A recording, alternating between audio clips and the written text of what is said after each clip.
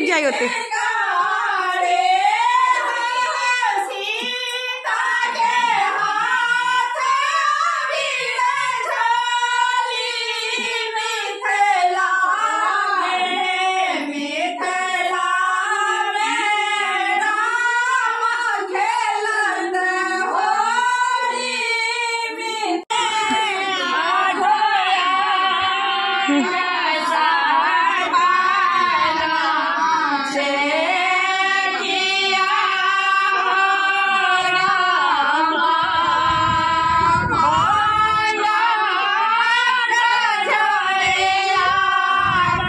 हाँ मौसम कते सुंदर केल के अखन